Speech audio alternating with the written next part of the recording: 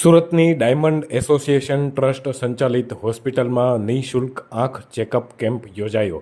Mission દ્રષ્ટિ અંતર્ગત આંખોનો free નિદાન કેમ્પ યોજાયો. આ નિદાન કેમ્પમાં 400 જેટલા બાળકોની આંખોનો ફ્રી નિદાન કેમ્પ યોજાયો, જેની તપાસ કરવામાં આવી. જરૂરિયાતમંદ બાળકોની આંખનો નિદાન પણ કરવામાં આવ્યું.